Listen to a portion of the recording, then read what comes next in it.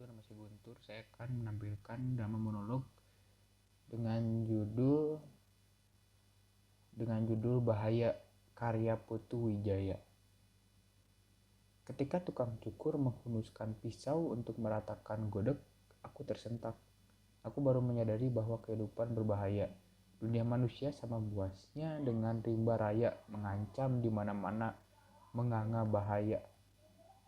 Siapa yang dapat menjamin tukang cukur itu tidak hanya akan merapikan godek dan jenggot kita. Bagaimana kalau dia menorehkan pisau ke leherku? Kita tidak boleh mengambil resiko untuk potong rambut di sembarang tempat. Karena berhubungan dengan tukang potong rambut yang tak dikenal, setiap saat bisa berarti memotong leher. Bahkan dengan tukang cukur yang sudah dikenal pun selalu ada bahaya. Bagaimana kalau pisau yang terhunus di tangannya itu menimbulkan inspirasinya? Memanggil kenang-kenangannya kepada perasaan marah, jengkel, atau keki.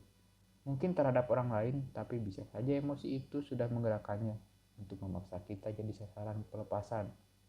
Apalagi kalau kita pernah dengan tidak kita sadari sudah melukai perasaannya. Tidak menyaut waktu ia menyapa, atau kita lupa membayar hutang kita waktu bercukur yang lalu.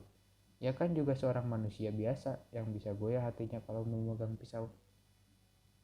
Dengan pikirannya seperti itu, aku jadi takut potong rambut secara lengkap. Kalau rambut sudah digunting, aku langsung bilang stop. Tidak usah dirapikan dengan pisau. Aku tak pernah lagi memberikan kesempatan tukang cukur memegang pisau, apalagi di dekat leherku. Bukan hanya dari tukang cukur, dari setiap sudut 360 derajat memancar ancaman di mana-mana ada bahaya. Coba, apa jaminannya kalau kita pesan makanan di restoran? Koki restoran itu tidak memasukkan racun tikus ke dalam makanan. Kita tidak tahu siapa yang memasak di belakang sana. Kita tidak bisa menyelonong ke belakang dan melihat memasukkan bumbu ke dalam masakan setiap kali mau makan. Bisa saja mereka itu koki-koki gila, seorang pembunuh, atau mungkin kita yang menyamar jadi koki. Dengan gampang ia memasukkan baygon atau air acu bekas, lalu cuci tangan, sementara 1 atau 2 jam kemudian kita akan kaku dilarikan ke gawat darurat tapi tak tertolong lagi. Dan jaminan apa yang ada di jalan raya yang dapat menjamin mobil yang datang dari arah depan atau belakang tidak akan menggilas kita? Jaminan apa yang dapat kita andalkan bus yang kita tumpangi tidak akan dibelokkan oleh supir masuk ke dalam jurang? Jaminan apa yang kita andalkan dokter-dokter bukannya memberikan obat penyembuh, tapi ramuan kimia yang justru merangsang kanker ganas di tubuh kita?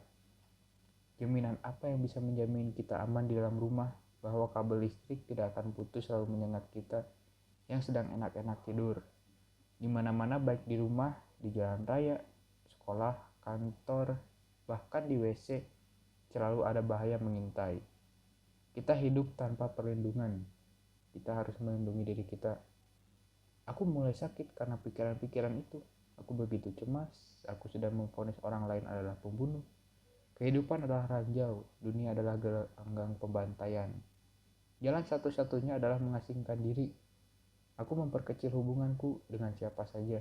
Aku berusaha menyendiri dan juga mempersenjatai diri dengan rasa awas, was-was, dan curiga terhadap segalanya. Bahkan aku mencurigai diriku sendiri. Siapa yang dapat menjamin bahwa aku dapat dipercaya? Karena aku terdiri dari otak, rasa, serta emosi. Kalau emosi sudah meluap, rasa akan terbakar dan otak bisa lumpuh. Dalam keadaan begitu, aku bukan manusia lagi, tapi binatang, robot calon pembunuh.